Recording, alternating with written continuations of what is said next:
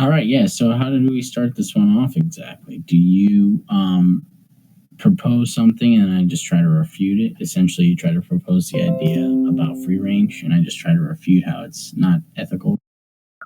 Sure, maybe we want to address about.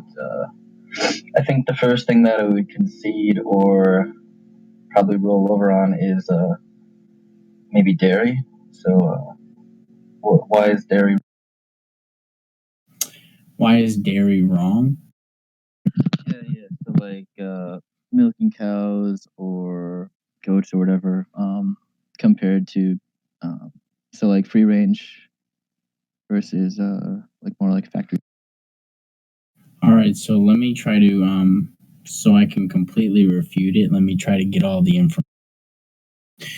Um, what like who is going to be consuming the milk? How much milk are you like gonna have to produce essentially? Like when you talk about local farms, like how many cows on the farm will you be taking care of?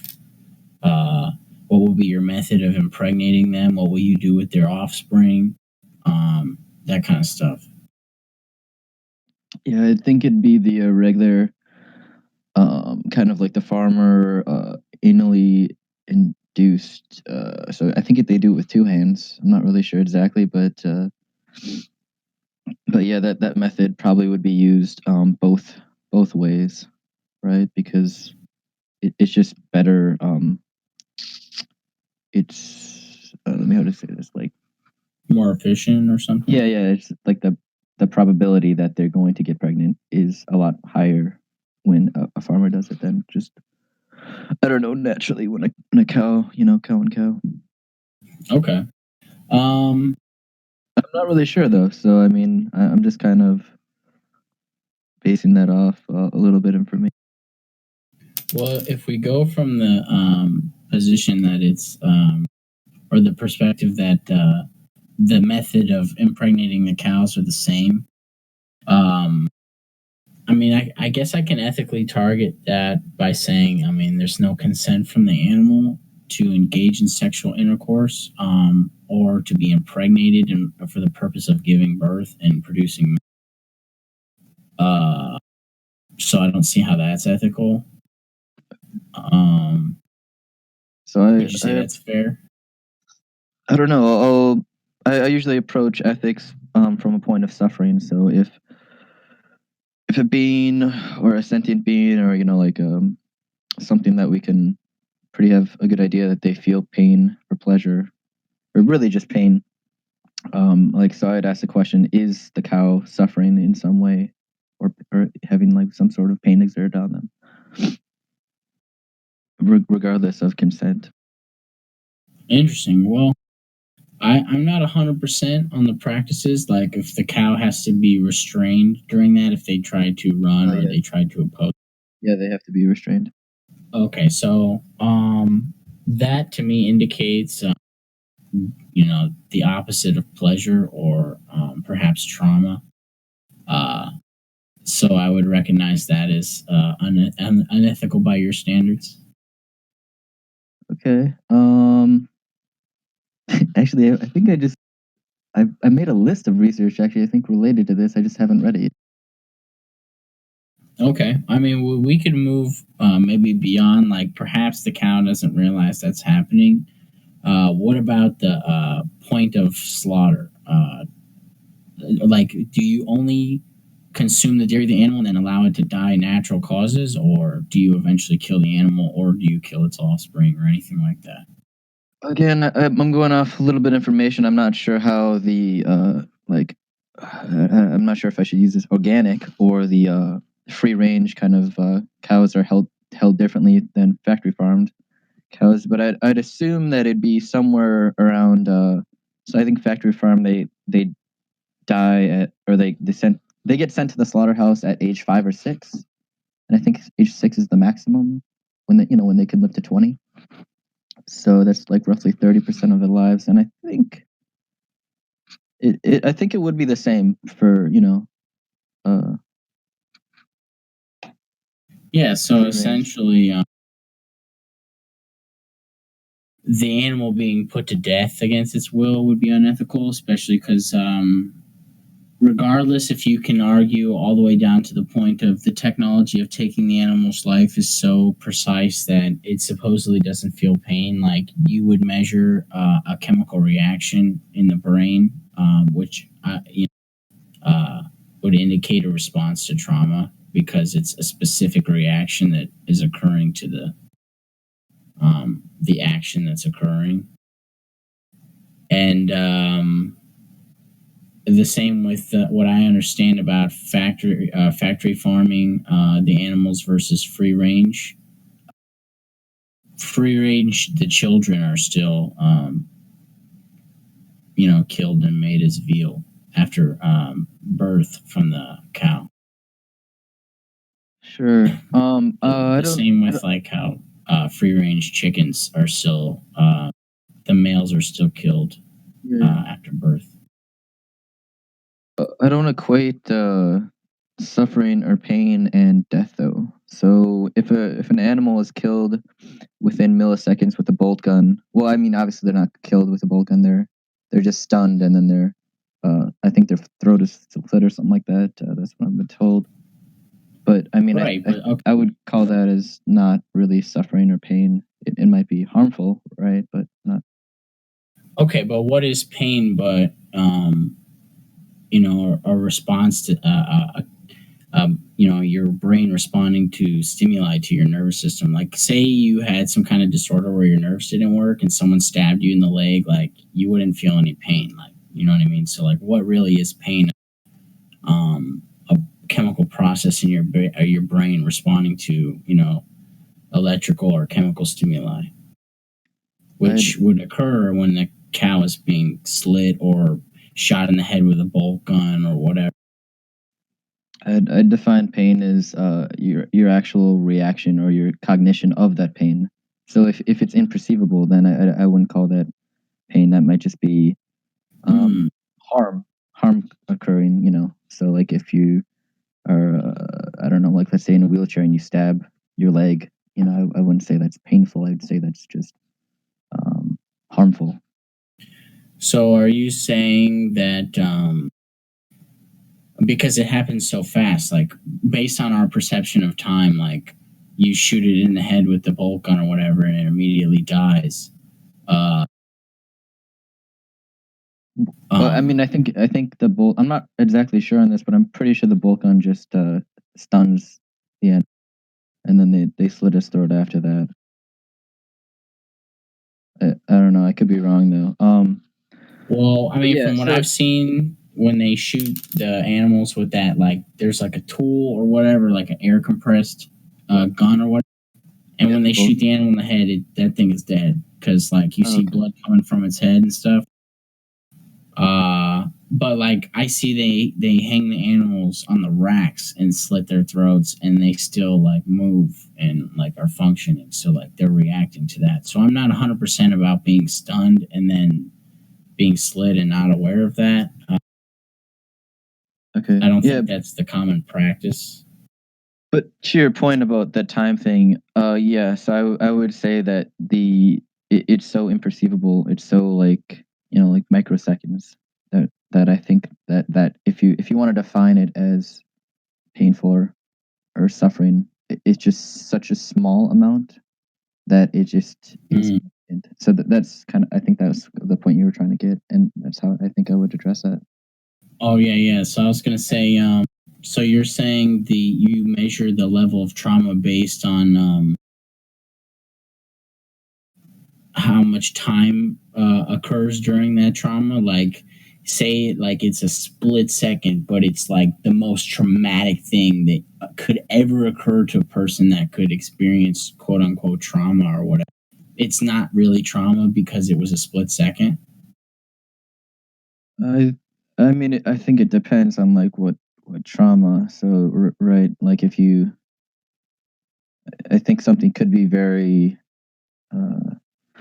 meaningful trauma in a split second, maybe. Like if you'd see something before death and it's just like the worst, I don't know, scene or whatever. Like I don't know, like say your family being slaughtered, right?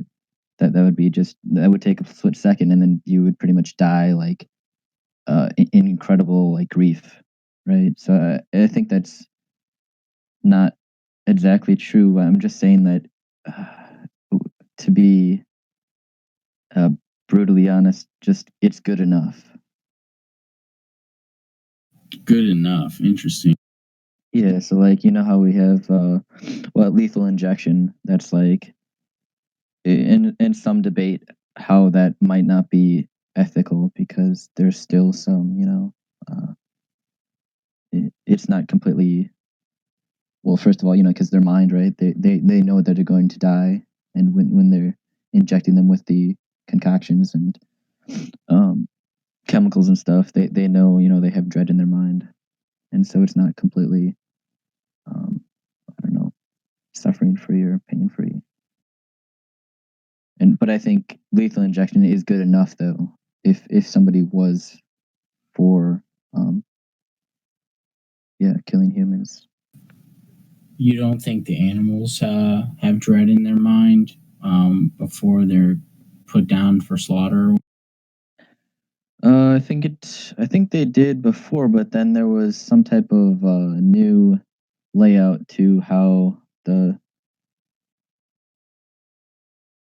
I think then there was some new design, right? About some I forget their name, but yeah, they redesigned the slaughterhouse kind of layout so that animals really don't know as much as like they're going to die. Because I think before it was like very obvious that like like they're going to die, and then the next one, the next cattle up is going to die, and so like I think they improved the process due to Well, I mean, this one person. So. in order for you to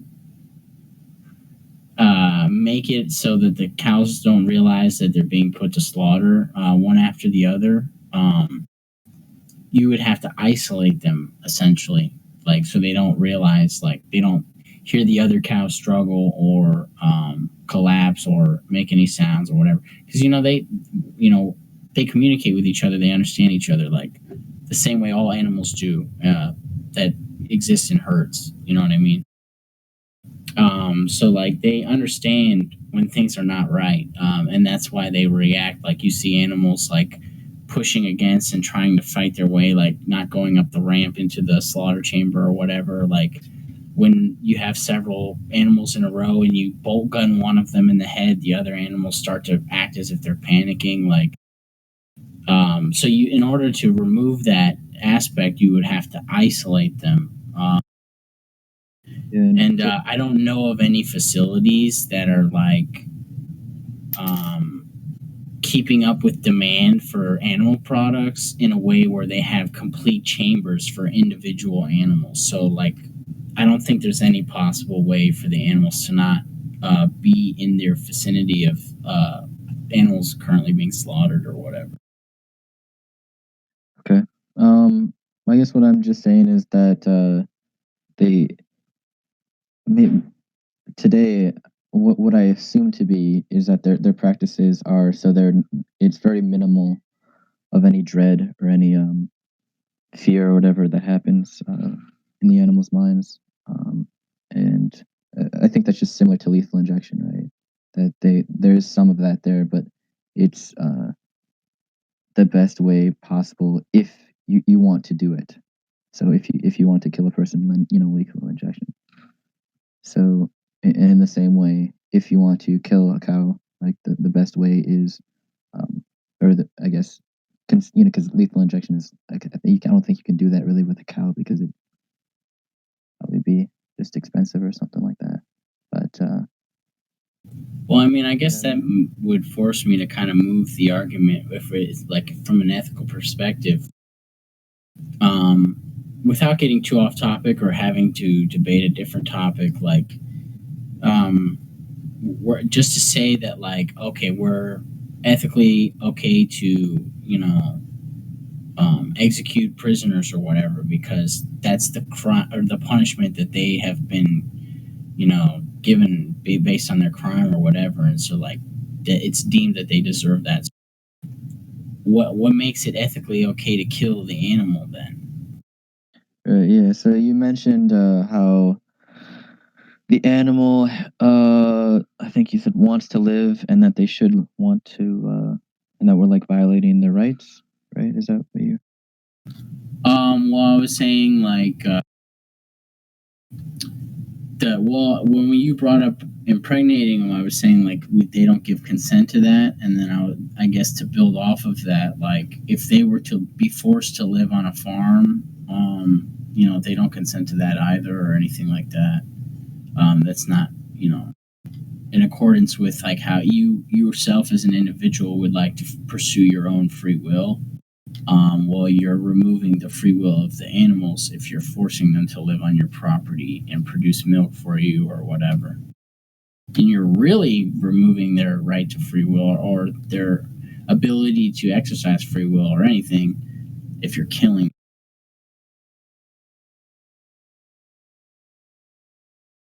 Right, but and so that's where I'd kind of where the fork in the road would be, I think, because I think animals can be afforded freedom from like obvious suffering, like torture, like dogfighting, right, stuff like that. Factory farming is at large, but not necessarily the freedom from death or the right to live, continue to live, um, to like I guess the majority of their lives. I don't think that's a moral um, inquire a moral route. I think that's like an amoral route where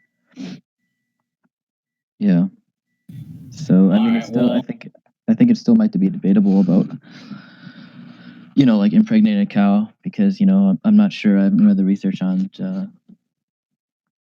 if they feel if there's amount of dread and taking a calf away and stuff like that. But all right, well, you know what? This could give me a good opportunity to practice a tool I've never used before. People always do the name the trick. I'll name the trait. It's not related to name the trait though.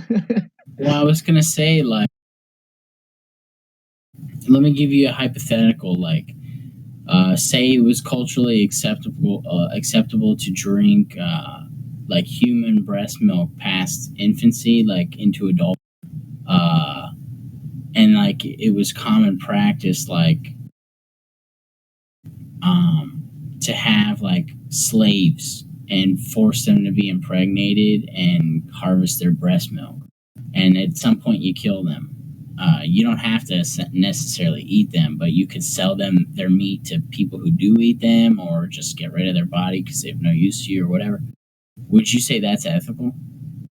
Well, if a woman wanted to sell her breast milk, I don't, But but see, for the that's second not the case, hypothetical. right, yeah, for the second, or it seemed like you said the first case, and then you kind of can extrapolate it onto that. But yeah, so for the second case, yeah, I would say that's unethical because right, you're exploiting, uh, the people, and I think there's a difference between exploiting animals and exploiting people, because people are moral agents and animals are moral patients. Can you elaborate that? Yeah, so I mean, it's kind of you know what moral agents are. Not off the top of my head, unfortunately. I can Oh, okay. Google it real quick. So moral agents are just people or any kind of you could say certain animals could be moral agents too, maybe like elephants or apes or something like that. Um, yeah, definitely humans are moral agents. And that means that they have the responsibility or they have the cognition or the ability to exercise abstract moral reasoning, right? So they can not only that can they reason like most animal can, they can morally reason, and so they can kind of weigh outcomes and between right and wrong. And then further along that, moral patients are what you would call in the I'm guessing it came out of like a medical kind of situation, right? So somebody in a coma would be a moral patient because they're literally a patient. Um, I consider animals moral patients because they feel suffering and pain. and other moral patients could be children because right they don't have the ability to exercise depending on how mature they are, right? So if they're a really young child or an infant, well, especially an infant, right? An infant isn't really able to exercise morality.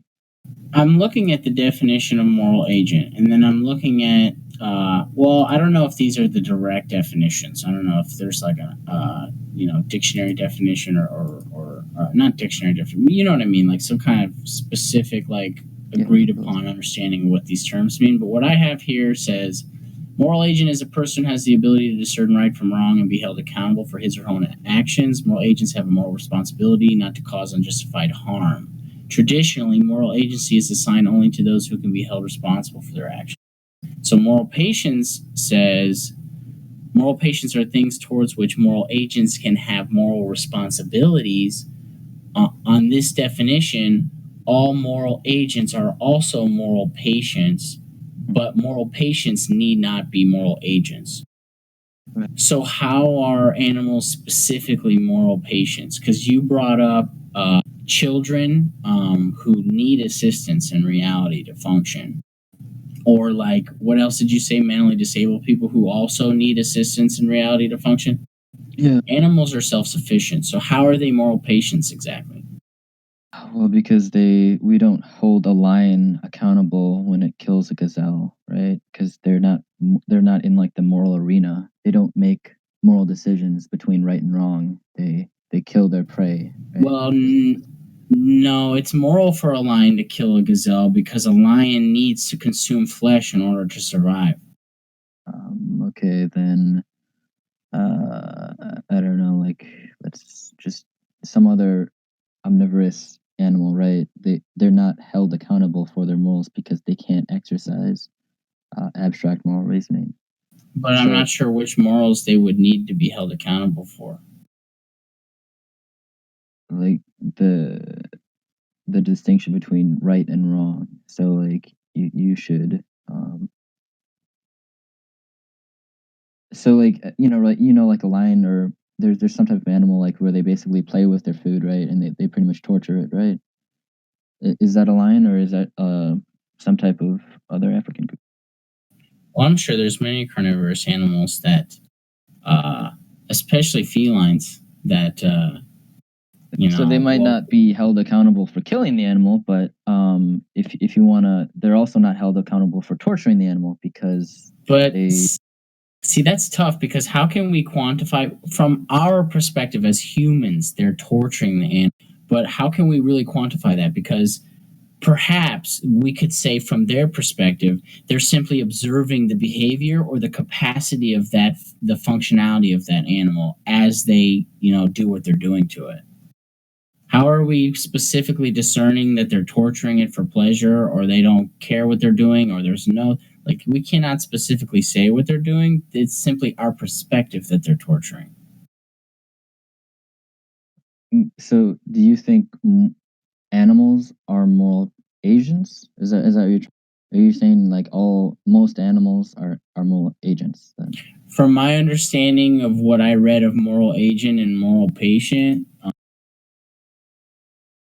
a moral agent has the ability to make discernible decisions in their reality or whatever based on their own perspective of moral, and is self-sufficient. A moral patient is someone that requires assistance from a moral agent in order to continue their existence. So all I'm saying is that moral agents, they actually carry out moral things. So they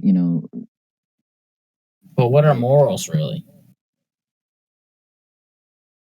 So like right and wrong. So like what's right and what's wrong? I don't base what's like I generally define just torturing another sentient being or another species or another just another animal, right? But that's what I'm saying is how are we defining that they're torturing? Like just an obvious case of an animal torturing another animal. But right, based on the example I gave of how the animal could be observing the movements or the functionality, especially a carnivorous or an omnivorous animal that hunts or consumes the flesh of another animal, could you not contemplate that that animal is not torturing, but simply observing the being that they're used to hunting? Like, as a human being, we're not.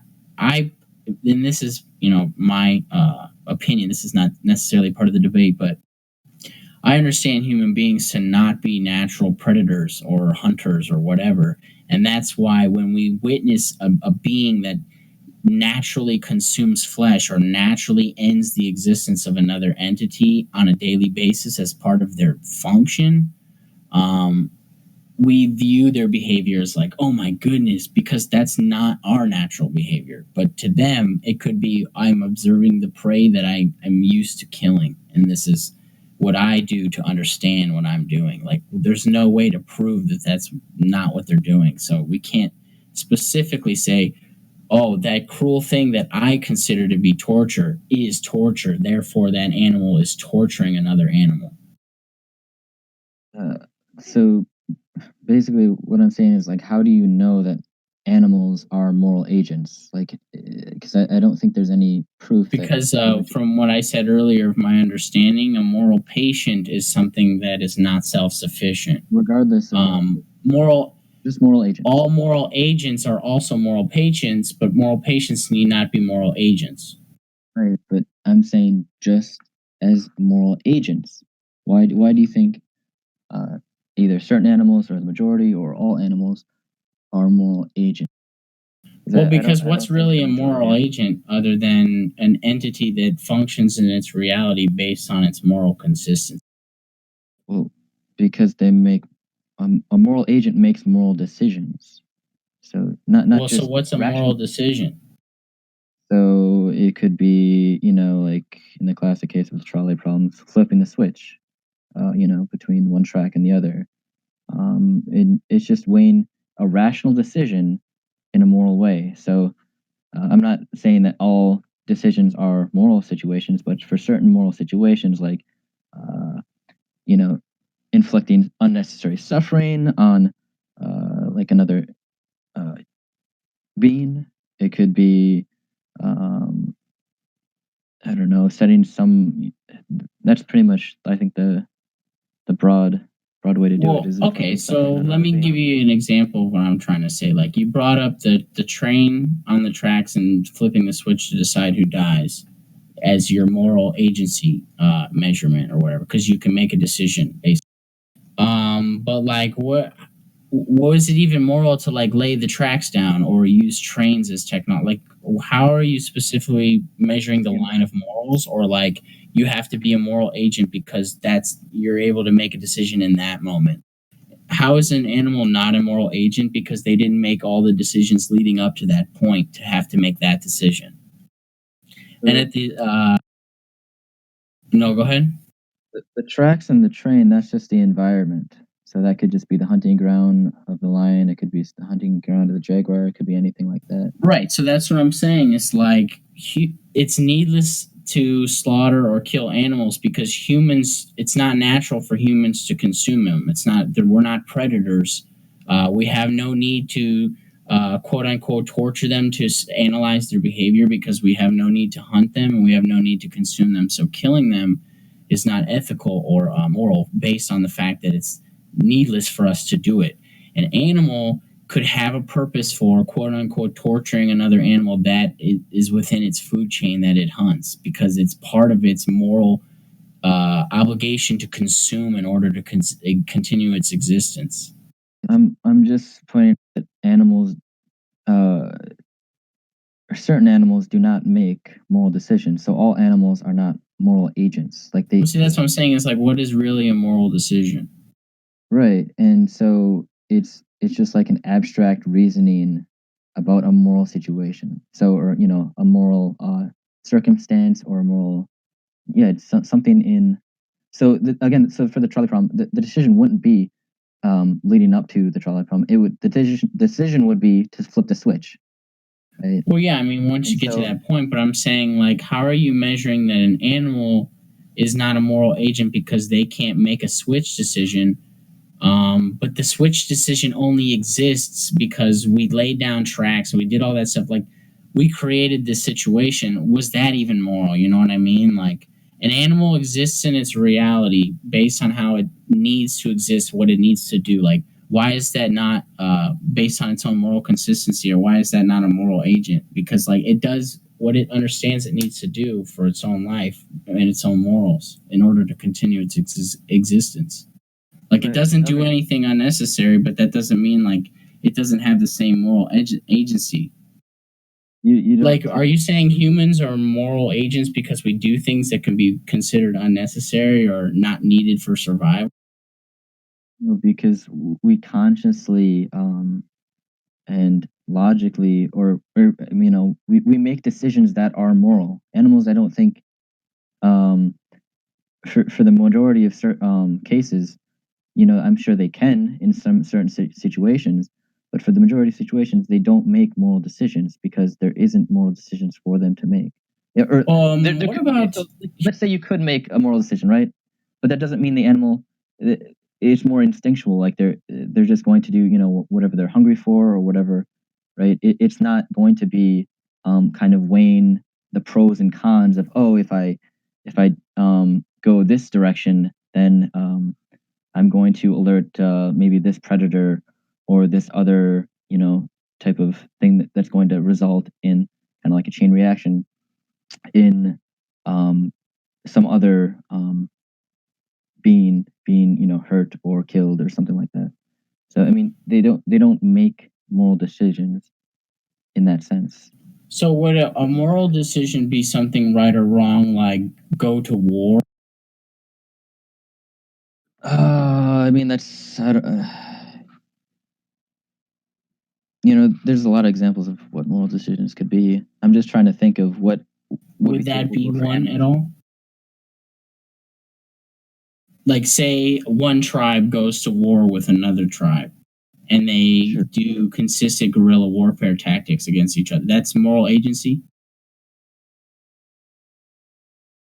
I'm just trying to think of examples though, and all I can think of for animals is about another animal inflicting pain or death on another animal, and so I don't know how that applies to animals themselves when talking about moral agency of animals. Well, we were saying moral agents are, beings that make decisions based on morals. So would Yeah, going to war be a decision based on morals? yeah. So like dropping a nuclear bomb on some country, that would be a moral decision, right? So not going to war specifically, but something that you do in the war? It could be both. Okay, so yes, that's what I'm specifically asking. Going to war is a moral agent's decision because it's based on morals, right? Well, yeah, it's just a moral So decision. what about the Gombe chimpanzee war? Those are animals, but they went to war with each other. They're two chimpanzee tribes, and they went to war with each other. Yeah, I didn't deny some animals can have they can be moral agents. Okay, so some animals can, but some animals can't. Yeah, right. Yeah, it depends on the species. Like I said, I think apes, maybe not all apes, but a certain number of apes, right, could demonstrate, well, especially in that example, could demonstrate moral agency. And yeah, maybe dolphins, maybe whales, uh, yeah, some animals. But do all animals moral agents? No, I don't. I don't think that's true at all. I don't think the majority of animals are moral agents. Okay, so you're saying that I guess farm animals would be what you would consider to not, match apes or whatever in that, whatever the terminology is. Like they don't match in that category. So like you would describe farm animals, like specifically cows or whatever, as moral patients because they can't go to, or they don't go to war with each other. Not, I mean, I don't know how to measure that they can't, simply because we've never seen one. But the idea that they don't do that makes them moral patients.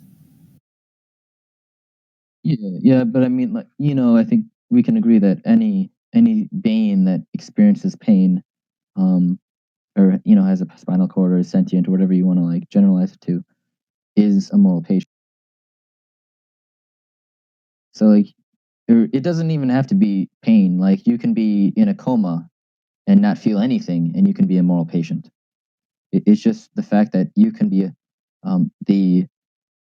the focus, or you can be the victim, or whatever you want to call it, of some type of harm.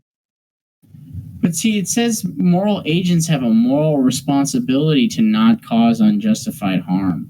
Right. Why is it justified to cause harm on something that's a moral patient? Well, I mean, like for a coma patient, it could be a new drug procedure or something like that, or maybe even a cancer. Well, no, I'll stick to a coma patient. So it could be a new treatment, and it could be risking the person's life. And so that's how you could endanger the person's life, and you're the moral agent. You're risking the patient's life, but yeah, I think that example works. Are we assuming that the patient can't give consent in any way? Yeah, they're in a coma. Isn't there some type of procedure where, like, if you set up like your insurance, or you set up with a regular doctor or something like that, you have to at some point say, They have none. They didn't set that up. then how is the doctor morally allowed to do the procedure? Is that something that occurs? That's the point of why it's an ethical situation, because it's like right? It's But kind of like a dilemma. that's what I'm saying. Is that something that actually occurs? Like a doctor will just do the procedure without permission? Well, I mean, they're in a coma, so they don't have any will in this hypothetical. So I don't really see where, like, you're asking me practically in the real world what they do. I don't know what they do in the real world in this situation, because I'm not a doctor. I'm not like a healthcare provider or anything.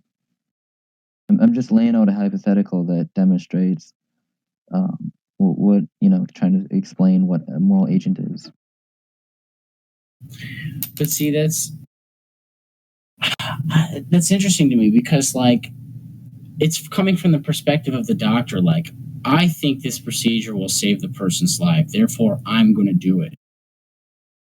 Like, how does that justify like taking the life of another being based on the same logic? Like, what if, like, by this logic, Hitler is a moral agent? Like, does it mean what he did was ethical? Like, I'm not 100% on the position of the moral agent argument. Well, because I'm not. There's, I don't. Moral agent is just a term describing like all rational people. So like not kind of like fringe cases, or mentally disabled people, or infants. All people are moral agents, or that have the ability to make a decision. So sometimes you can have somebody in a situation where they can't affect the outcome in any way.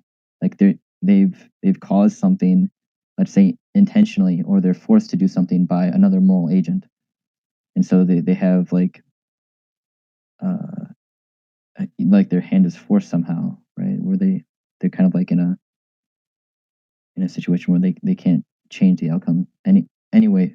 Whatever they do, they can't change it.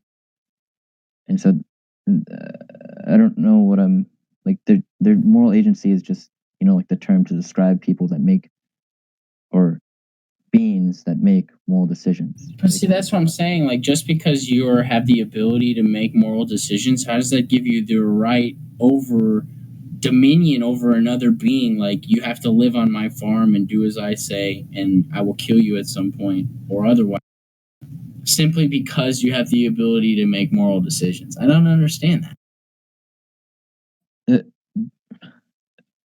Because okay, so sometimes you need to make a decision. So like for a patient or somebody in a coma, you right you they don't have a will, they don't have anything set up, they don't have family or anything like that, that you have to make a decision in that case.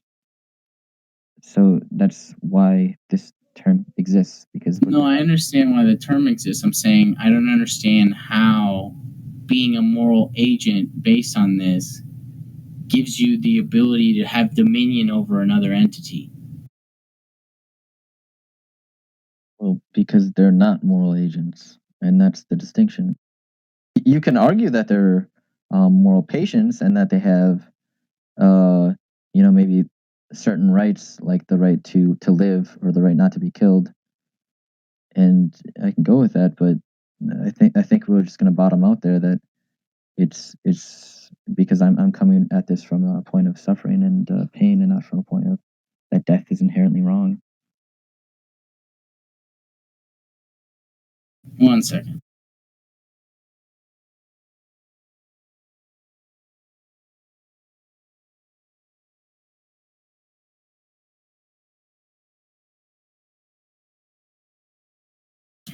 So as a moral agent, you have the right to You don't have the to right. have You just have dominion over a moral patient. not But necessarily. It just means that you're making a decision, right? And it could be based. Yeah,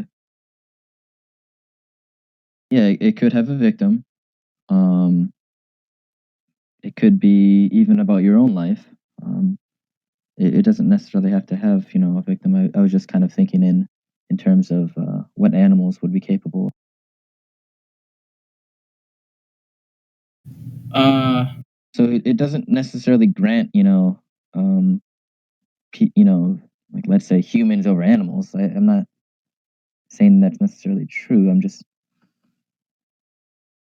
it feels like you're like drawing something out further than it is. Like, no, I'm just trying to understand why a moral agent has dominion over a moral patient and how that's ethical. Like from the understanding of a moral agent, what did this say? A moral agent has moral responsibility not to cause unjustified harm, and then this says moral patients.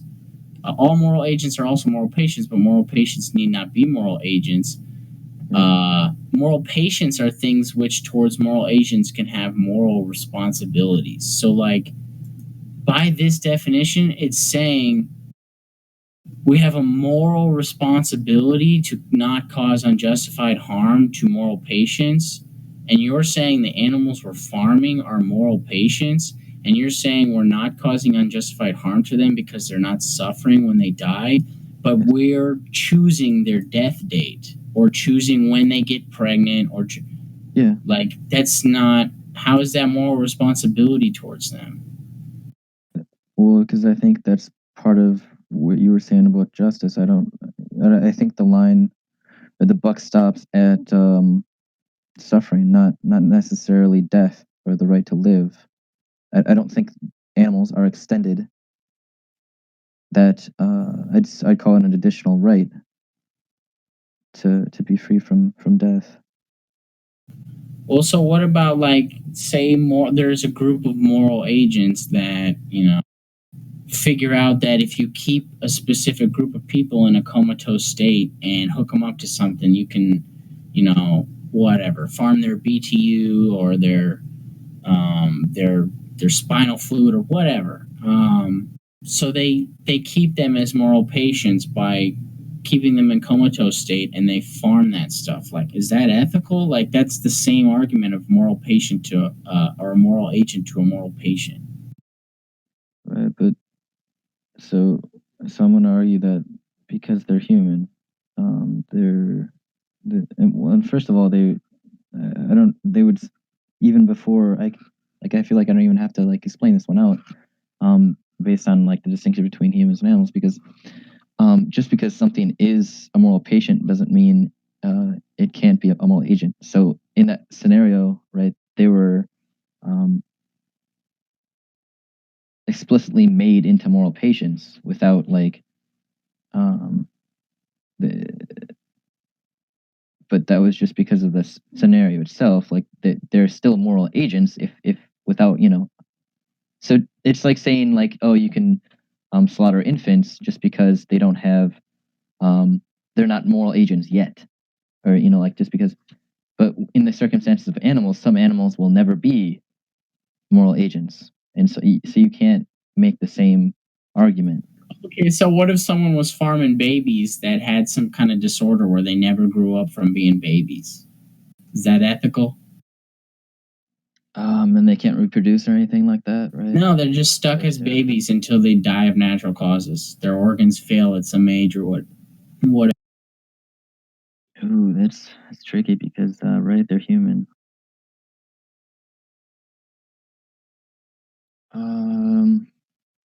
Yeah, I mean, you could be consistently, you could do that, but it's kind of dicey because I would just kind of invoke what I was gonna say before was about what is it called? Let me think for a second. Okay.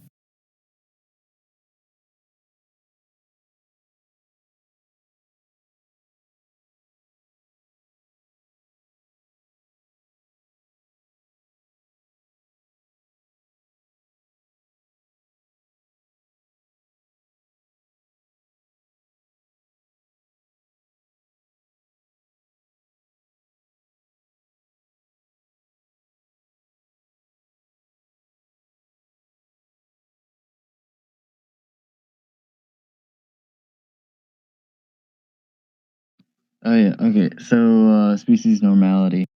So because so what I'm going to present right now is just like a modified sense, and this is kind of like related to the name of the trait argument. So the distinction between animals and humans is that humans are moral agents, and because it doesn't matter if the majority of us are moral agents. Really, all kind of my like synthetic version of moral patienthood is that all you really have to be is, or for a species to be morally kind of like covered, is one entity or one being in the species needs to have um, moral patienthood or I mean sorry moral agency. So only one species or one being of the species needs to have moral agency, and then it's just kind of like an umbrella from there. It kind of covers like all of the rest. So okay. In the general sense of species normality, it just has to be a majority. And so I'm not saying the majority. I'm just saying you just have to have one. Okay. So what if a group of moral agents took human DNA and genetically modified and created an entity that from birth just exists as a baby until its organs die or fail and it dies of natural causes? Right, and it's somehow not human, right? Yeah, I mean, I guess from the genetic sense that it's only able to be a baby until it dies, you can classify it not as human, but it was altered from human DNA, and the only ones that have ever existed have existed as babies until they died. Mm. Well, that may be a little precarious because they're directly from humans, so that's Well, they're not because they exist differently as humans. yeah. Yeah, I think to be consistent, I'd have to be okay with farming those types of those humans, or well, I mean those I don't know, aliens or whatever you want to. Sorry, give me a second. I mean, you could apply the same thing for like developing like you could have something that looks like a human, right? But be a completely different species, and it could be just really a bunch of like retarded people on a planet, and we go to that planet of aliens that look like humans. That oh, and they also can't be they can't like reproduce or anything. They can't like they're pretty much just like wild animals, really. And yeah, that would still with the argument I'm taking right now. Yeah, that'd be consistent to keep that. You could, farm them, make them into hamburgers. Okay.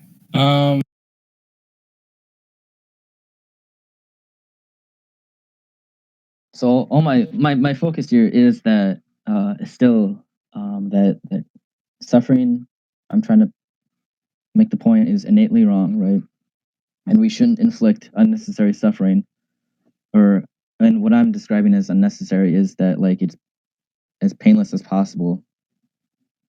Um, Yeah. And that death itself, or the killing or slaughter of these, I would say species. You could say, because I'm not going to generalize to like all animals, because some animals I think it would be immoral to kill just because they are moral agents. And like, yeah. Interesting. Well, what else could I say? We got the consistency of eating babies if they were not specifically human. Well, yeah, alien babies, remember? Or okay, well, because they're kind of like in between, right? They're like human alien. Yeah, I would say to be alien would to not be natural to Earth. Okay.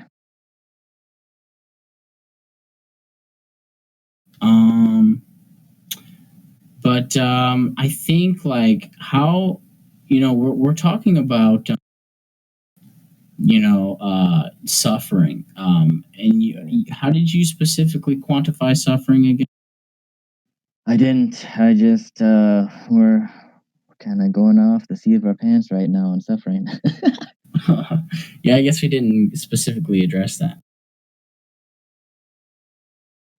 Yeah, just the ability for a conscious a being to feel something, or I guess it could be even mental, right? It could be thinking about or being cognizant about some type of harshness.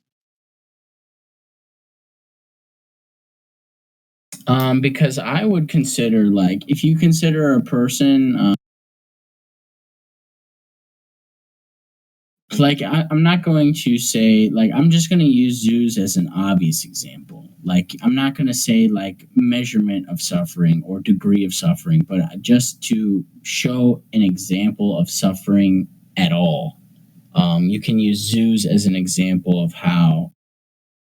Well, let's use like SeaWorld or something for a specific example. Sure. Like, there were either minimal or no cases of orcas attacking humans until we started confining them into these attraction sites or whatever, and like trying to train them to do tricks. And once we separated them from their natural habitat and put them in these fish tanks, essentially, they started developing these, you could say, like, antisocial or odd behaviors where they would hurt themselves or hurt each other. And eventually, like, there were several cases of trainers being killed or maimed or whatever, like orcas becoming violent to humans, essentially, which wasn't really a thing until they were in confinement.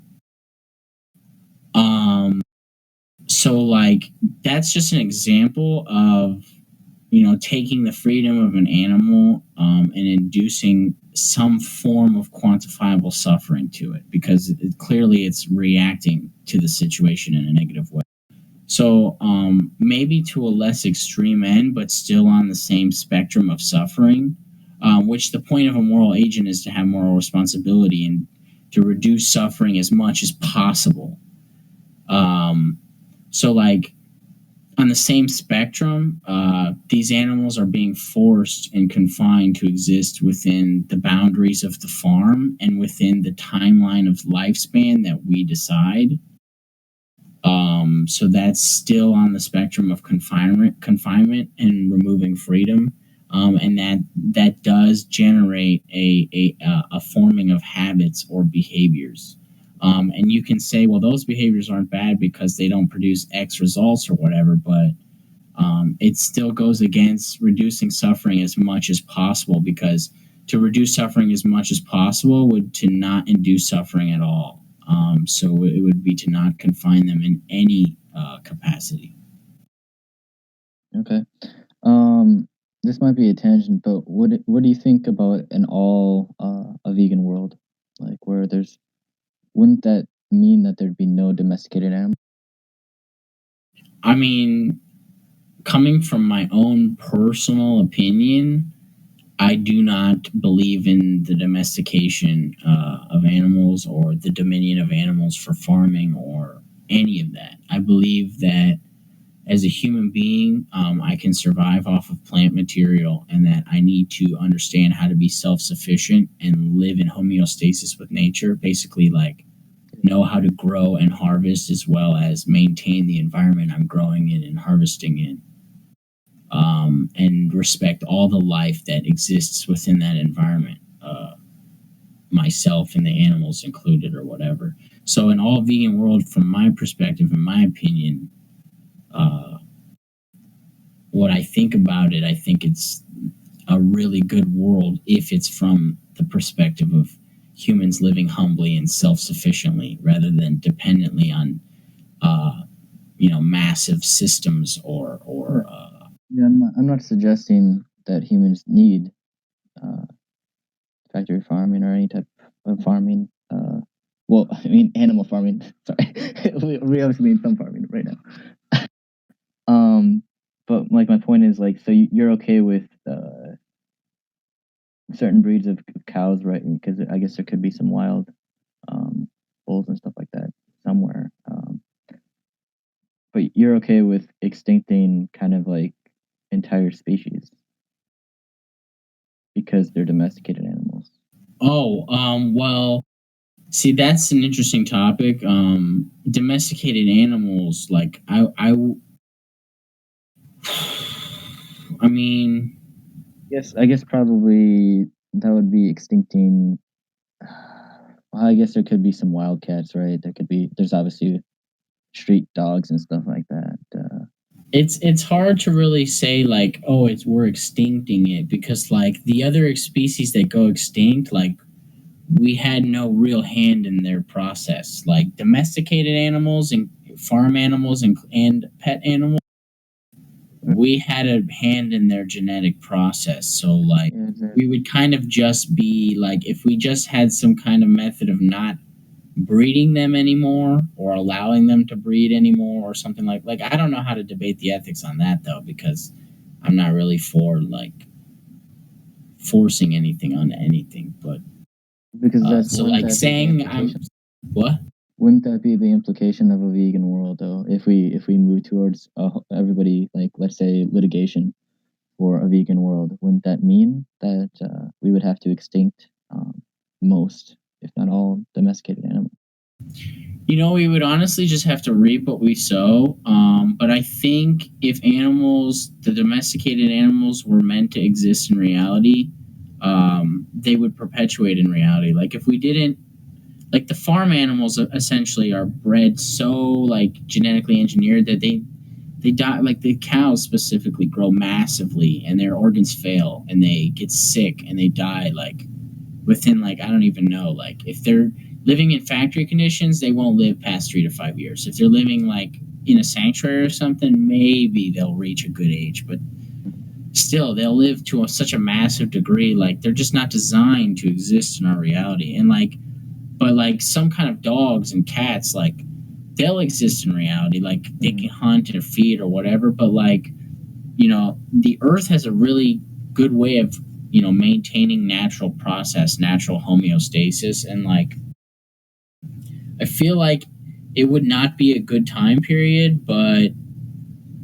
it would be a potential process of just, letting nature take its course. And some animals will survive and some animals won't. But like, we didn't kill any of them and we didn't force them to stop breeding. Like, I personally think we should not allow them to breed anymore, because we should have never bred them into existence that way in the first place. But like, I do think it's survivable, and we would achieve balance at some point if we just let them do their thing and let nature take its course. And some animals that weren't meant to exist will die naturally, or cannot maintain whatever they need to survive, and some animals will adapt and maybe develop as a species into a non-domesticated animal or something like that. Like, you know what I mean? Like something like that.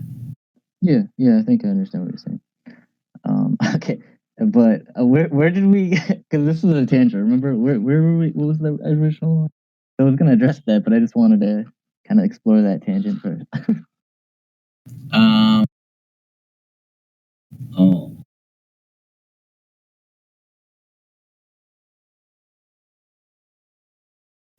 Well, we were still talking about the ethics of.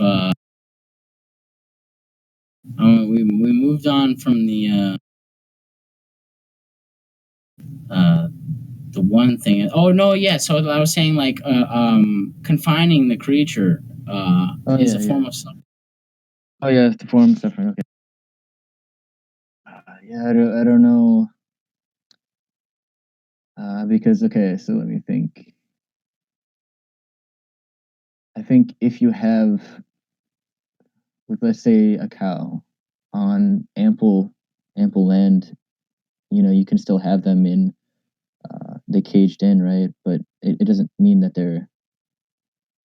I don't think you can equate SeaWorld to a cow with ample land because there's. Right. So that's why I said it's not necessarily the same, but it's on the same spectrum in the sense that the I don't. animal did not consent to that reality. And even if you think you're providing an animal paradise, like you're providing an animal paradise based on what your perspective of a paradise is, with no communication or consent from the entity that you're confining. So like the point of a moral agent is to have moral responsibility and to not cause unjustified harm. Like um, you know, so confining the animal to any degree, regardless of your perspective of its paradise, would be unjustified because there's no communication or consent to it. And it's not necessary for the animal for you to do that. It would live on its own without your interruption. Yeah, I don't know if because it would still have to be contained somehow. Like it couldn't just uh, unless it was in like a really deep forest. Like you can't just have a cow. You know, I don't. So like what I mean is I don't think it's an equivalent situation because um y- so like when I was kind of like working not really on a farm but like related to a farm, and so like they had cows out. They were testing which was better, clover or unimproved grass. And so the cows would only break out of the electric fence when well, really only like a couple times when the like when there was like a situation where like their water was accidentally um, shut off and they like ran out of water, and then like they want to leave because they don't have any water left, right? So but Um, otherwise, so what I'm saying is like I wouldn't equate again, like I don't think it's close at all what orcas experience at SeaWorld no, I'm not versus. trying to equate it. I'm saying it's on the same spectrum because it's a reduction of freedom. It's not the same level of reduction, but it's still a reduction. And the behavior you described doesn't sound like they're perfectly fine until they're not. It sounds like um, they have no choice but to do something because their condition is severe or worsening to it. You said when their Oh, that's water what was bad or something like that. What did you specifically? their water. Let me think here. What happened? Something would happen where the water got shut off, and so they no longer had water, and it was like over the weekend, so none of the other researchers were there, so like they didn't. So yeah, they broke loose and from the fence, yeah, the electric fence. Yeah, So so that but doesn't sound like the animal's perfectly happy. That just well, sounds like the animal's gonna the die from situation was dehydration that and needs to do something. all they would break out, right? But other than that, they were fine. Um, they were hunky dory. They had, in my opinion, a good life. I don't think they were really suffering or having like um, any type of like distress brought upon them. The really only distress was probably when they were moved by to the other. Well, because they had to be moved. They had to be rotated because of. Actually, I don't even know why they had to be rotated because they could just open up half the grasslands. Oh So yeah, that because doesn't they were sound measuring they perfectly were fine measuring to the me then if clover. they're forced to move habitat to habitat. Right. Yeah. Okay. So they were forced to move because they were trying to measure, and you can't measure it accurately if you had like the whole. There would be just too much stuff to measure, and you pretty much so it would just be based off what they're grazing on, right? So the, my point is that they had healthy lives, eating grass, and I don't think that they were. Um, and I know I'm deciding for them, and they don't have consent and stuff like that, but I really think it's reasonable to assume that they're not suffering, and they're. I think it's yeah. That's all I'm saying is that I think it's reasonable that they're not suffering. I mean, it's reasonable to assume that they're not suffering to a degree where they're going to display I mean, at all. physical stress, but So their I think they were freedom only. is reduced. And like it just doesn't make sense. Like a moral agent is supposed to have moral responsibility, and moral responsibility is to do things that are not unnecessary or to not cause unjustified harm. It's not necessary to confine the animals because they can exist without human interference, and Right, but it's not necessary to use any of the assets that they're used for when in confinement. So there's literally no reason to confine them. So well, as a because moral agent, it doesn't make sense to confine them. well, I think it does because the distinction is that, or the line is that they're not suffering. Having them in a closed off area, or confining them, even if on like that's not like a point of concern because there is no responsibility. Only I guess if something would go wrong, like when I explained that the water was somehow shut off and they didn't get fresh water. And so, but otherwise, if it was everything went according to plan, like all the other weeks, um, it's not a matter of like um, responsibility, right? So it's unnecessary to keep them. Sure, I agree on that, but it's not morally unnecessary to keep them. I don't understand the difference. If it's unnecessary in any capacity, how is it ethical to do it as a moral agent? Because it's not a moral.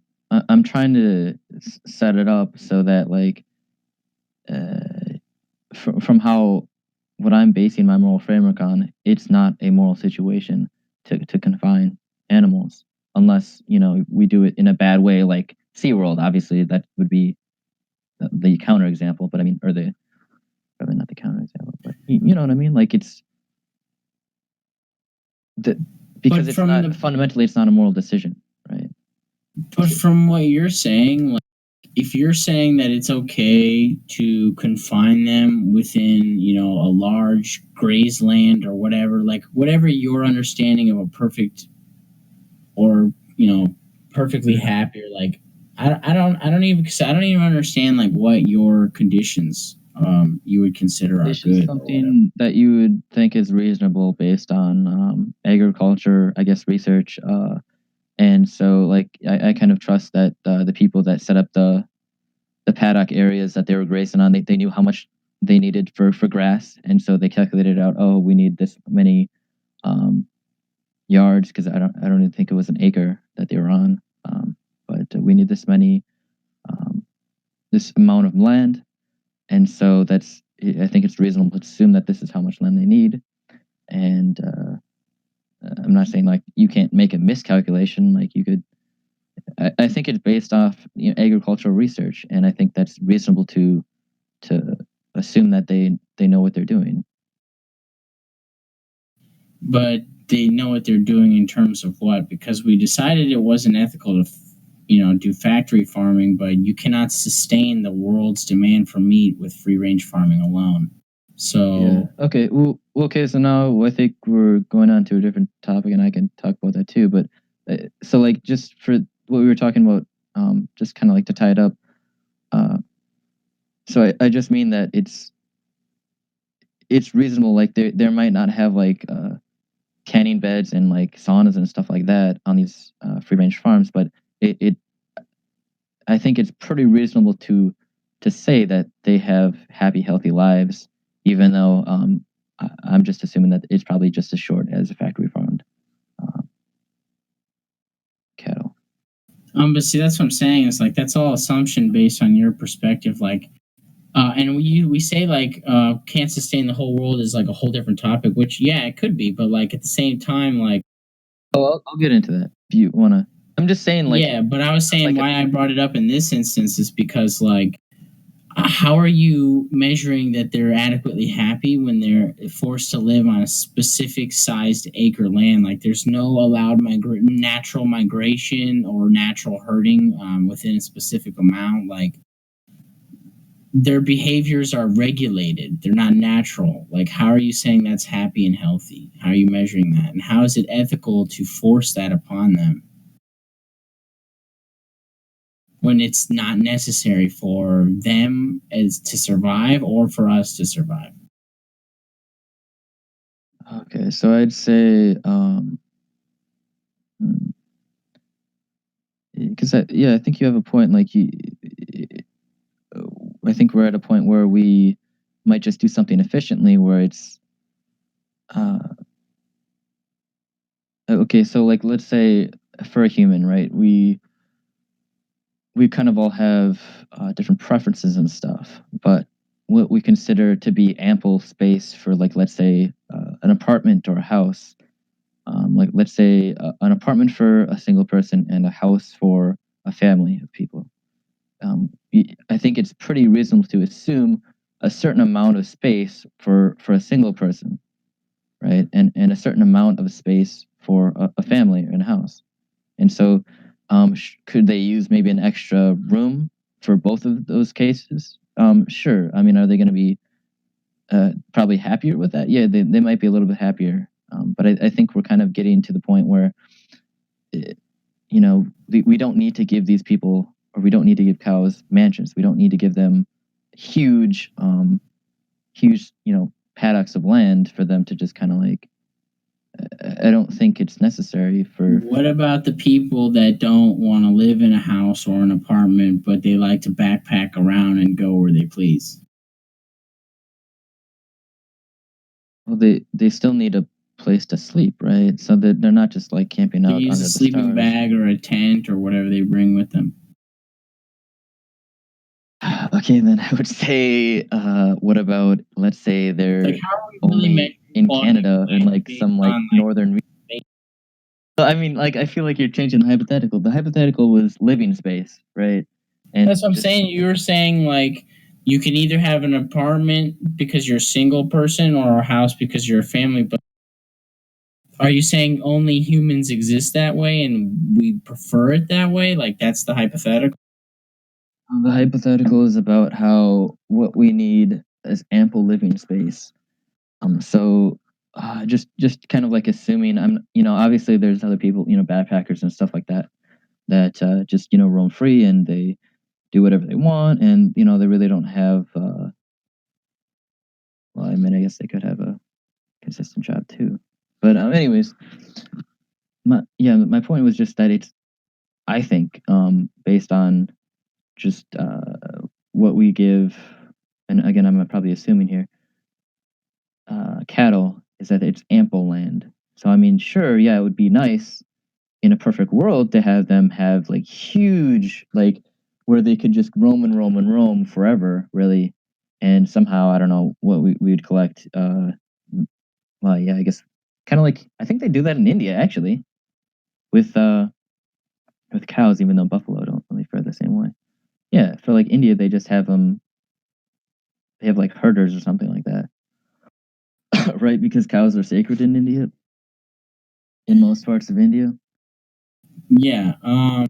So I mean, so yeah, in an ideal world, sure, but I mean, based on what we have, like in our current situation, where there's huge demand of meat, right, and stuff like that. And so to address your point about, do you want to finish, or do you want to continue a little bit on that, or Well, I was essentially saying like I think it's still pretty solid that we're deciding all these things. We're deciding what's ample living space for them. We're deciding whether they need to naturally form a herd or not. We're deciding what capacity they'd be able to do that based on how many animals we're housing in one specific location. We're deciding whether they can naturally migrate or not, or what land that they're allowed to utilize. All of these things impede their natural behaviors that they Remember, have. we domesticated them though, so I mean, it's kind of dubious to say they're natural behaviors because we. Well, so I mean, was it ethical to domesticate them? Like, at the time, maybe, but today, I don't think we should extinct them. We might. I think a better case would be to. My ideal world would be to like try to end factory farming as much as possible, even though I don't even know it is possible because of the extent it's growing right now and the extent it's continued to seem to go. But would be to somehow, if possible, try to end factory farming. And I think a way to do that would be to get people to buy local, pasture raised beef, and maybe not necessarily dairy, because I think it's isn't cut and dry about if that's ethical, right? But at least for beef, that you're bovine or whatever, that because right, some people are gonna think that, oh, they need to eat meat, and the vegan stigma and stuff like that. So I think it's an option for them that they would be able to buy these local things, even if meat never dies out as a like a source of food. yeah, but I said we were impeding on their natural behaviors, and you said, well, they're domesticated. What I mean is, like, I think you were trying to say that their rights. No, like we impede on their natural behaviors, like what they desire to naturally do as animals. Yeah, I guess.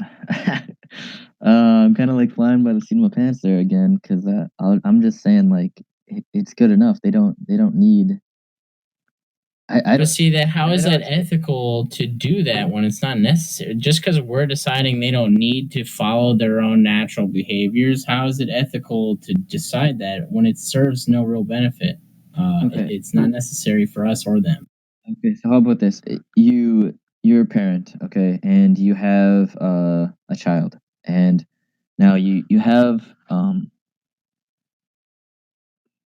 okay, so just so you have you don't you're not a millionaire. You have to be, but you have this child, right? And in your house, and you want, let's say you're moving to some new place, and so you can get them a room with ample space, or you can get them um a huge room, like I don't know, like a mansion of their own. I'm saying, like, you don't need to give these cows.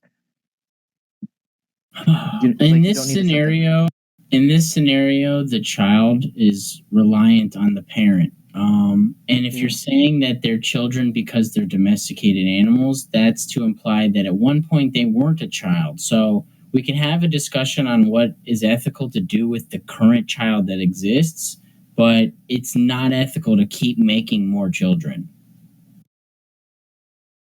in this hypothetical. Why isn't it ethical to make more children? Well, because it wasn't necessary to make it a child. It used to not be a child. And if you're saying it's a child because it's domesticated now and it can't live on its own, it wasn't necessary for us to do that. And it's not necessary to continue doing that. So, we can have a discussion on what we do with the ones that exist now, but, why would we keep making them children? Right, okay, but I'm saying it's not a moral decision then. To continue to make animals is not a moral decision. It's unnecessary, but it's not a decision that is dependent or related to morality. Now, so like maybe that's kind of whether it's necessary or not, because that's kind of like how you decide whether you go to war or not, whether it's necessary to go to war or not, right? So it's like it's kind of the same thing. Like, is this necessary for my life or based on my morals or whatever? Is it not? But okay, but just because something is unnecessary doesn't mean it's immoral. You can make unnecessary decisions in your lives and other people's lives, and it can be not moral decision. Well, it would be based on your moral values. I'm saying it's independent. It's not related to morality at all. You can make decisions in life, rational decisions, and they can be independent of morality. They can be amoral situation. Can you give me an example of a decision that you've made in your life that didn't have to do with your perspective on reality or what you considered was right or wrong? Yeah. Right or wrong. I mean, it could just really be any rational decision, like to bake a cake for for somebody. It could But be. it's right to bake a cake because you can consume it and you enjoy giving yourself pleasure and as well as the food. So, like, it's based on your morals. I don't think that's bacon. I don't think baking a cake is a moral decision at all. And I mean, you could maybe if you were utilitarian, you could somehow say like, "Oh, I should bake a cake for my coworkers because it'll increase the, uh, you know, their sense of well-being or their happiness level." But that's not necessarily true. Just because you're baking a cake, or even if you give it to somebody, doesn't mean it's a moral decision. I What's a moral to you? Or what does it mean to be moral? Like, what, Okay, what so what it means exactly to is be that? moral is a choice between something that is right and wrong, and related to kind of like responsibility. So it could be related to killing, inflicting suffering. It could be about cheating. It could be about lying. It could be about a whole bunch of. So, why is killing and cheating and suffering and lying wrong? I mean, it depends if you want to get into like a formal system of like utilitarianism, or if you want to just kind of like speak informally. And so informally, I just generally say generally, not if that yeah, lying is generally wrong, stealing is generally wrong, killing is generally wrong. Okay. Would it be generally right to do something to sustain yourself or to do something to make yourself happy? If it means like stealing a bunch of money from a bunch of people to make yourself happy, then that would be a moral decision. But if it means to buy uh, an ice cream cone, okay, maybe I shouldn't say ice cream cone. To How about baking a buy, cake, deciding to bake a cake? I don't. It could be made into a moral decision, but innately or just face value, I don't think that's a moral decision. That's interesting because, like, it's morally right generally to do something good for yourself or to do something to sustain yourself. Like, you didn't argue again. And that's the reason why someone would bake a cake because it makes them happy or because they enjoy it or because it'll sustain them. Like, so that is a moral decision whether you're not focusing on the morals behind it or not. Oh yeah, I disagree with that completely. So I don't why? think. Okay, so like let's say you're full. Okay, you're not. It's not like some type of survival situation when you're baking this cake. It's something extra. It's not something related to utilitarianism, right? So there's no utility calculation factoring in. So baking a cake at face value is not a moral situation. It's a rational decision. It's But it makes you happy, brings joy to you, right? That was the other so aspect I what? brought up besides sustain. Yeah, I mean, so It's what? So something a you lot of enjoy. Maybe the practice of baking it is enjoyable. yeah, it's just a hobby or pastime. It doesn't mean it's a moral scenario. It's Well, not why not related to if ethics. it's moral to do something to make yourself happy? Why is Because happiness isn't about morality necessarily. It, it, inflicting pain and suffering, I think, is directly related to morality. But I don't think. Um, What if someone enjoys suffering or pain like BDSM?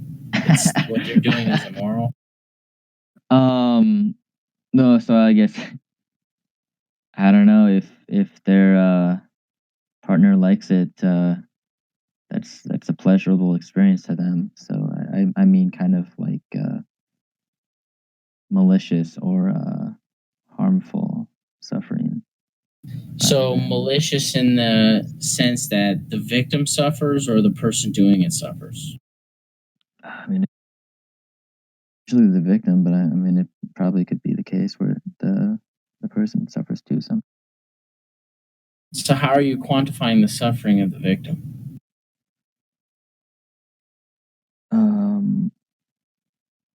What do you mean quantifying the suffering of it? Like how when someone steals from someone else, how are you measuring that the person that was stolen from is a victim or is suffering from that? Oh, like if somebody steals something and no harm is done, like the people don't even notice it.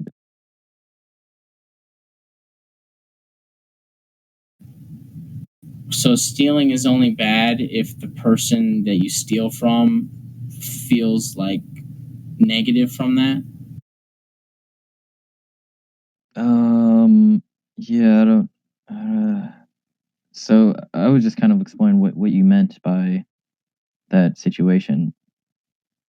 So yeah, I'm not really sure. Well, so that's what I'm basically not- trying to break I'm not it down. Is subscribing. like you can essentially say like morals could be like what's right or wrong, but right or wrong is perspective. You know, you could say logically morals could be what's necessary and what's unnecessary.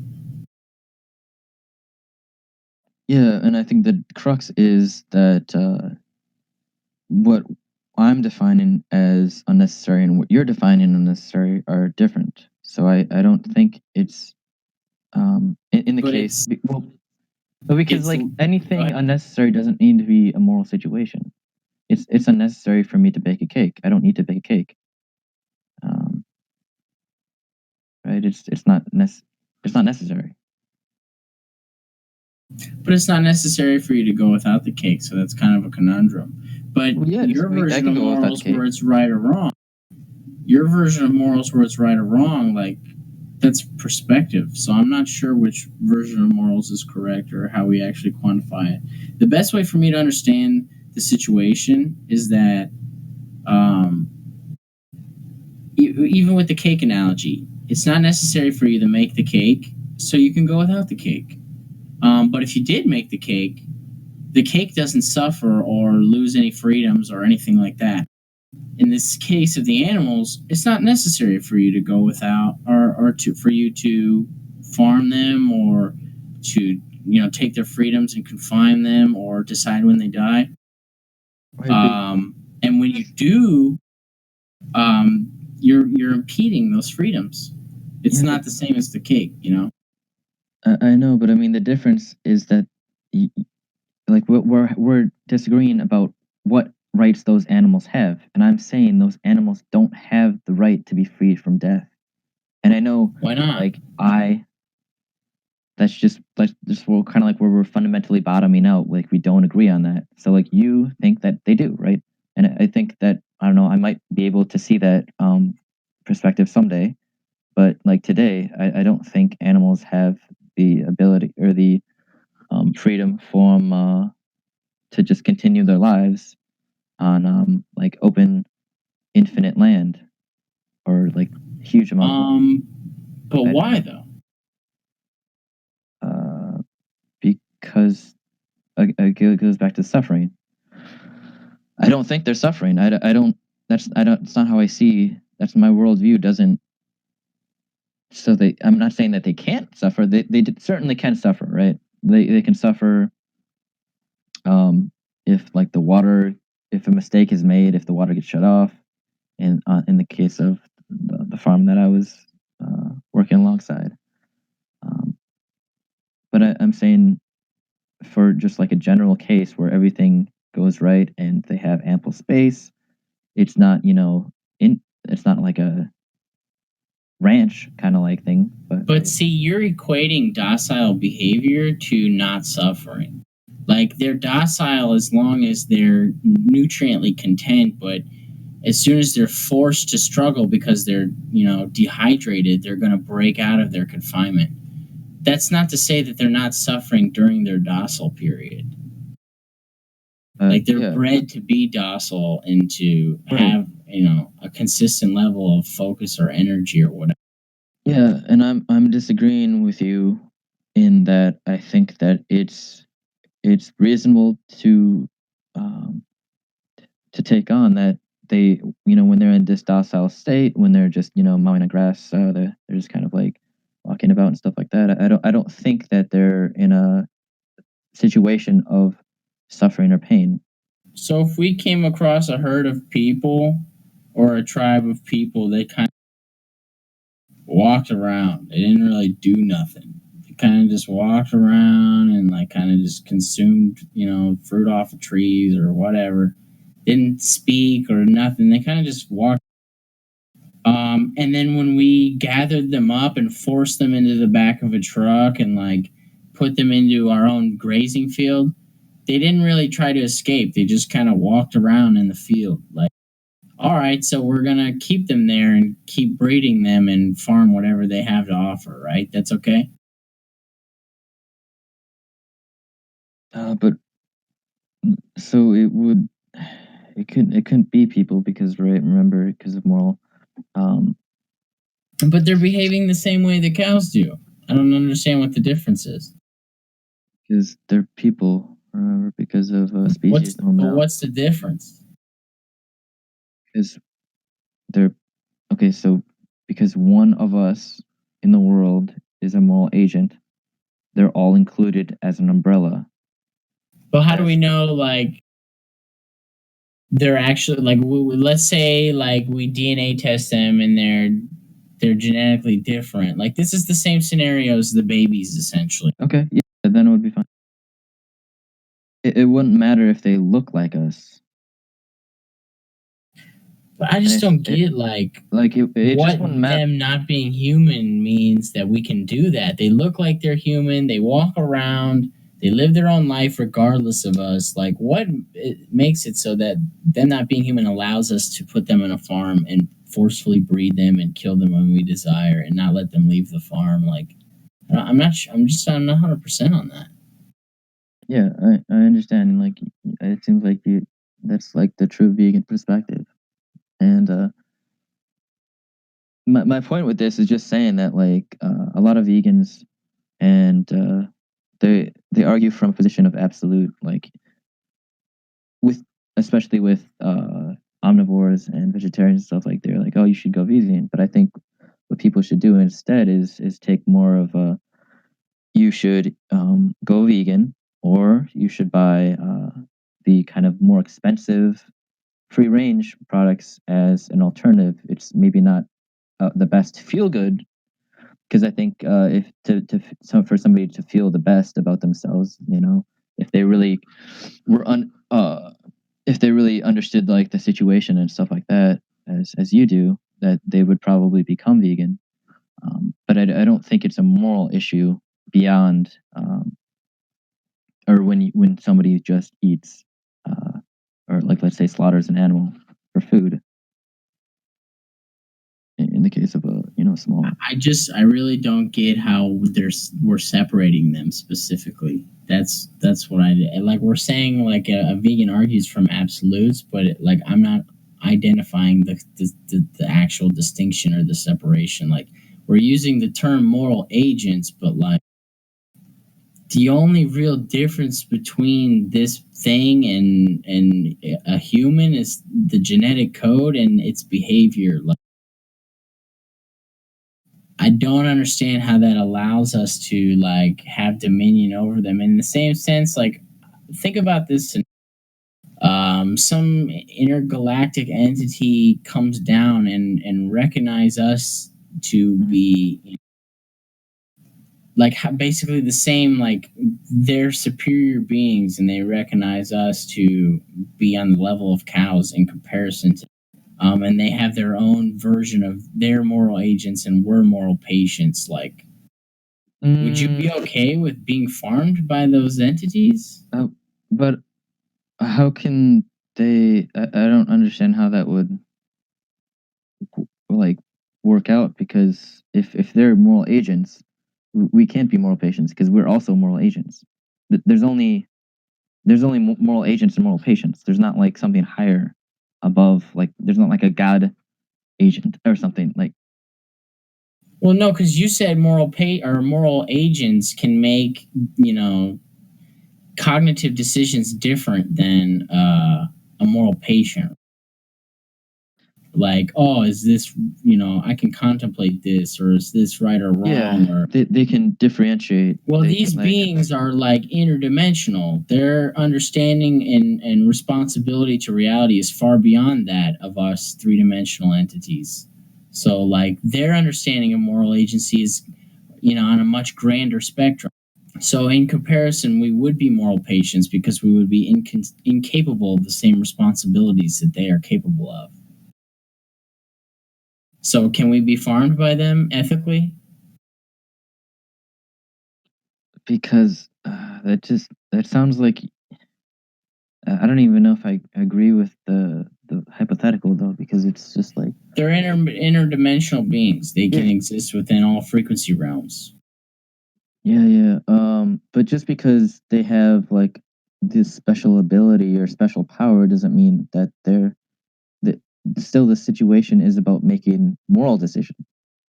And well, so, no, because their understanding of what it is to make a moral decision is interdimensional. So, like, the behaviors and the decisions that they make affect reality on an interdimensional level. So, like, your perspective of what's right and wrong is based on your minimal three-dimensional and independent, like, personal perspective, where theirs would be one that we couldn't even contemplate because it's beyond our understanding.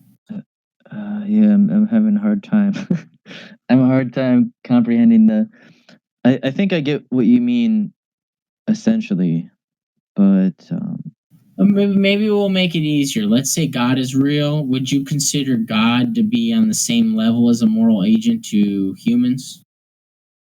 all that a moral agent is that like they're free from death. That's like the right that they're granted. Okay, so a moral patient doesn't necessarily have that right. So it's kind of like a hierarchy of rights. So it's kind of like at this level they have this rights and right. So animals don't have the right to vote just because they're not moral agents. So, like, how would a human compare to a god in terms of moral patient versus moral agent? There's not like anything. They would both be moral agents, or how would God? Well, they'd be the God agent. Like I don't. See, that's what I'm saying. It's like we couldn't even quantify it. We couldn't even understand it. We can't contemplate it because it's beyond our understanding, because it's beyond our perspective. So, like, say a being that exists that way came to our reality for the purpose of farming us, because based on their perspective, we are the same based on how we see ourselves versus the cows. So, is it ethical for them to farm us? No, but because the line is drawn for farming or for slaughter of other sentient beings at the moral agent. That's like it seems like I'm defining it like that. What we were just discussing is like their perspective of reality is on a unidentifiable, uncontemplatable spectrum. So, like, we would be moral patients to them. But see, we wouldn't be, because we can't make the decisions that they can make. It doesn't matter how the same way the cows can't make the decision of flipping the switch for the train. We couldn't make an interdimensional decision that they can make. It's the same concept. But okay, the situation isn't just about making decisions that one entity can't and one entity can. It's about making the moral decision to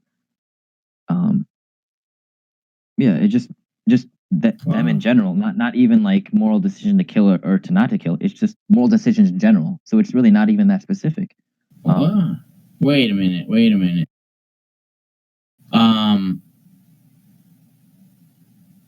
The ability to make a decision on how to flip the switch is something that a cow can't do, is what you said, right? But a human can do. Right. So in that situation, it is death. You could think about some other moral decision, like let's say, um, let's No, it decide. doesn't matter the results of flipping the switch. The train goes into a river or the train goes into a mountain. Your I mean, ability to decide which path the train takes is the moral agency, I thought. no, well, it's just the ability to weigh the moral decision. So let's say you don't So even. not even make the decision, but just think about it? Yeah, exactly. This So the how do we way. know cows aren't contemplating things? I mean, Because just because they're not making the decision? they can make rational decisions, but But you said it doesn't matter what decision is made, only the contemplation of the decision. yeah, only the weighing of the moral decision. So I'm not denying that they can make rational decisions. I'm not denying some animals can make moral decisions. I think that's I don't know how to prove that exactly, but I'm sure with your example, I think that's a moral decision, right? The apes kind of going to war. Okay, well, so that's what I'm saying. Is like if behavior doesn't indicate the level of moral agency because it's based on contemplation, then simply the fact that we haven't identified behavior from the animals that we're farming, how are we Yeah. measuring that they're not contemplating anything?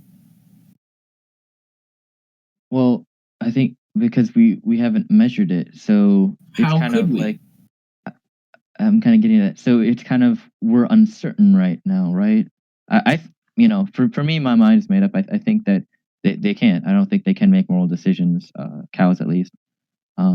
There might be a way that you can test though that like for a cow to make a moral decision based on like some like apparatus that you attach to a cow and like you have the cow's friend or something like that, and it has some ability to like prevent some like horrible thing that happens to its friend or something like that, right? You could probably set up a situation like that in like an animal psychology kind of that'd be a pretty cool study to see um the results of. But as is right now, I think I'm assuming that they don't have that ability, and yeah. So it's just an assumption, no actual proof. Well, I mean, it, it's an assumption either way, right? Unless you have some research that says, oh, cows can do moral reasoning. They can morally weigh the consequences of actions. Would you say like a cow versus like would you say a cow's level of or potential to have moral agency is greater or less than like I don't know, like a dog or a tiger or some other random animal? Yeah, I don't know. I haven't thought about. I've really only thought about. For some people, it's just hard to convince some people that animals are moral patients. Like sometimes they won't even accept that. Like, and I think that's just really basic. That people okay they're Well, I obviously don't moral think patients. animals are moral patients because moral patients have to rely on moral agents based on what I understand moral patients to be. Well, Animals are not dependent. self-sufficient. Well, they're not dependent on the. So, like, remember, we're all moral patients, but But not if we're all moral also patients moral are. agents, then we're not dependent. So a moral patient that's not a moral agent but just a moral patient would be dependent. Think about it like you can affect a moral patient. It doesn't mean that that moral patient is dependent on you. So, you can kill a stray cat. It's a moral patient, but that doesn't mean that you should go out and look for cats to kill because they're moral patients. Just because you can affect a moral patient doesn't mean that it like the status it currently holds is related to a hypothetical moral situation or a real moral situation. It's not like it seems like you're trying to like say that it's dependent, like they are dependent on us and we're entitled to reign over them. I'm not saying that at all. I'm just Okay, so would a cow have the same level of moral patience or whatever than a dog or a tiger? Or would it have the man? I don't I don't think there's a hierarchy in the between moral patient to moral patient. It's just a general kind of like maybe, well, not a general. It's just like saying all if you feel pain or if you can experience suffering, you are a moral patient. Yeah, patient. so, like, moral patience can't weigh or measure the weight of decisions. Right, is what you Well, said. remember, Make decisions, but not really contemplate the weight. I so like right now, I could be a moral patient right now.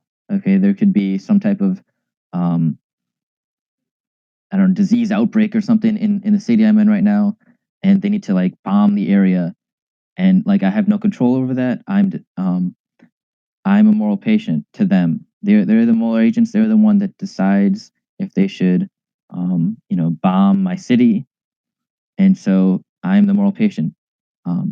But in considering, let's say, as a farmer or maybe somebody that supports buying of products, in that case, I am the moral agent. I'm the one. So either way, like I could be anything is moral patient regardless. Okay, they're like maybe not a blade of grass, but any kind of like Right, that's what I'm saying. A moral agent is something that can measure the weight of their decision. So that was my question. yeah, related to moral situation, not just like the saying, oh, if I want to like eat this gazelle or So, say an entity comes across a child. Maybe it's like one animal comes across the child of another animal, but it's not of the same species or anything. But that animal could either, there's animals that will either eat the child, or there's animals that will adopt the child, and raise the child to adulthood and then not kill the child as it's an adult. And this has been observed in carnivorous animals, omnivorous animals, herbivorous animals. Is that not moral agency? Some of them decide, I'm going to eat this animal. Some of them decide, all right, I'll raise the animal. Is that not moral agency?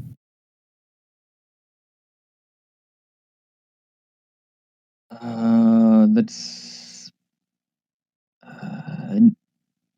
I don't think that would be because it could just be related to something else, like they feel like attached to the infant animal, the other species infant animal, and it might not be weighing like, oh, What do you mean they feel attached? Because sometimes they'll eat the child.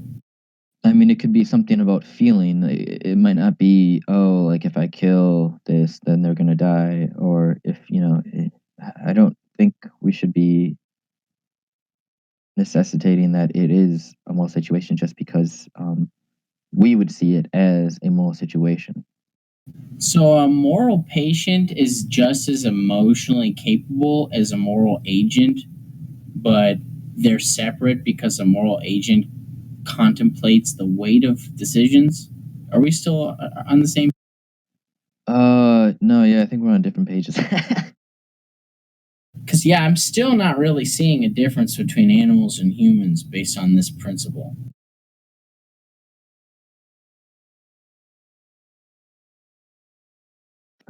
Well, uh, like you're making it out more than it is. It's just okay. So there's moral agents, right, and then there's moral patients. It's just the way we describe moral actors, right? People that Yeah, are but beings that humans make and moral animals decisions. do the same behaviors essentially. The only difference is that humans use symbols to communicate. Uh, that's it basically. They there's spectrum, like on the spectrum of behavior, there's aspects of humanism that is observable in several different species of animals, like from building structures to developing communities to engaging in sex for pleasure, developing relationships, using tools, um, agriculture to an animal or to a plant. The only real difference that's been observed in humans to animals is like we use symbols to communicate. Uh, I don't know. I think that's hard to say because we're both making an assumption there that what's my assumption? okay. So first, well, I'm making the assumption that animals it's not like a it's not like an abstract moral conundrum, and you're making the assumption that um, because they display behaviors similar to humans in similar situations, that under the surface they are making these they are contemplating this in kind of like a pro con. Uh, I guess that's the rough way to say it. Um, moral, uh, yeah, morality. Yeah, like I watched a thing the other day. There's like these animals in I can't remember where, but there's like these centipedes or millipedes or something that have toxic venom in them, and the animals will specifically like chew them, not eat or swallow them, or even swallow like what they chew, but they'll chew the millipede and generate saliva in their mouth, and then like rub like the saliva into their hair and stuff like that. And it's like they do it because it gives them a euphoric sensation, like they get high from doing it, and then they like have a good time from the feeling and they pass out and go to sleep. And they really love chewing these millipedes, like they're addicted to them. Like that, I mean, isn't that like thinking about, oh, I like doing this, so I'm gonna do it? That's like what a human does. But having a preference for something is different from weighing like the pros and cons of a situation where it could end up bad for another being or even yourself, right? Because I mean, it could be. I would probably say that self harm is probably a moral situation. But see, like animals do weigh pros and cons. Like they test things. Like they see, like, can the predator see me? Am I high up enough? Like when the monkey like reaches for the tail of the tiger or whatever to see, can the tiger reach me? Like they're Yeah. weighing pros and cons. Okay, but again, you're talking about just rational decisions, and I agree. Some animals, or maybe even probably most animals, I'd probably just assume right now, just off the top of my head, most animals I'd say make rational decisions. They're not just purely instinctual. They have methods of hunting, they have methods of courting and stuff like that. They're all rational kind of But see, like, behaviors. can you That give doesn't. me an example of a human decision that makes us superior or separate from them? Like that's what I'm saying. Uh, well, because the thing is, we can't know just because we are humans, right? And animals have a different language than us. So it doesn't matter if I give you, example after example about human moral decisions. Wayne, um, if it's okay to say a white lie versus if it's okay just to tell the truth, um, and Wayne kind of like the outcomes of each, or if it is Well, morally animals. justified and stuff like that. I mean, and I guess you can argue that it's not the same thing, but it feels like it is to me. Like animals lie, like when they use camouflage or they try to make themselves look bigger to a predator or whatever. Like that's a lie. Like Yeah, but I'm saying that we can't know that they're weighing And as you said, because we communicate with symbols and language, we can't know that they're making moral decisions just because we can't communicate with them in that way, right? So So if we can't know, then how are we definitively deciding that we're agents and they're patients? the same way you don't know that a coma patient, right? So they could be somehow they're unable to make, yeah, or an infant, they're unable to make those decisions, and so But in this scenario that you're describing, it's necessary for us to make a decision for them. It is not necessary for us to make a decision for these animals.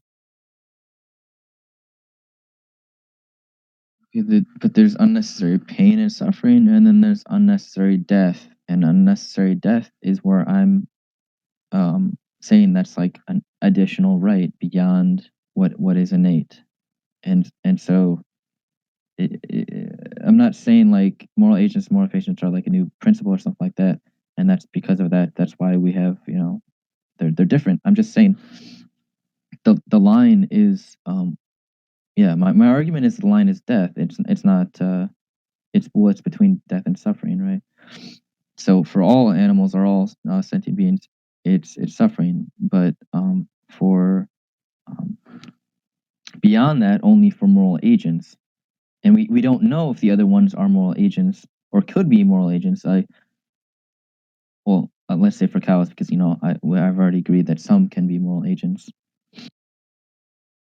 Yeah, We but can't, like, we can't prove that right now, and unless you're like, I don't know, a psychologist that can prove it somehow, or well, well, I mean, I'm using the fact that they behave basically the same way that we do in every aspect except the way that we communicate and define our reality.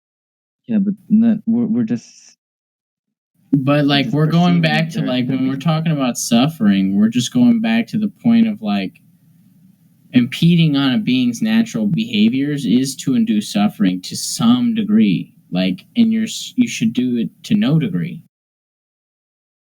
I don't remember, but those happy, healthy cows, I wouldn't say that they're suffering at all. I think Yeah, but their you said that behaviors are being impeded. Remember, I brought about migration or the herd size or you know sure. those aspects that I brought up about how their natural Yeah, behaviors are that's impeded. why I try to bring up the example about the having a child where you impede the size of their room, or like, let's say, their playtime and stuff like that.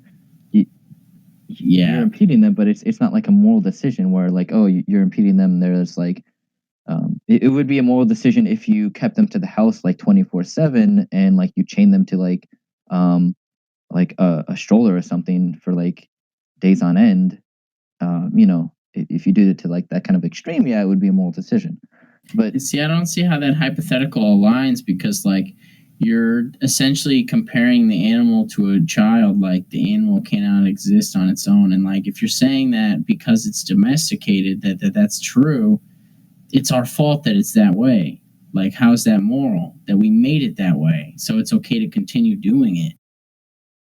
well, it's no, that's not because, like, let's say a 1 year old. Do you think a 1 year old could? It's like the same. I think it's a really good analogy, or because like an infant or like a 1 year old could probably, but like compared to in the same way like a cow, yeah, it could probably, maybe, but the odds are against it. It really doesn't matter though. The The point is that odds they are have ample against it. space. My point is that, like, they have ample space. All right, and that, in my opinion, from what little information I've found on that, if you say like, oh, most people, or most, if you somehow find some like agricultural report saying that like they're showing signs of like confinement, like something like that, then yeah, then I'd probably change my position and say like, oh yeah, we shouldn't eat pasture raised beef either, because it's they're not raised in good conditions. They are suffering. Hmm.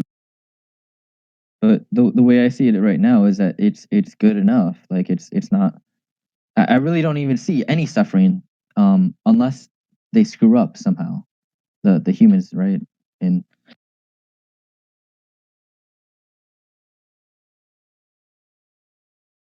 right. So do you?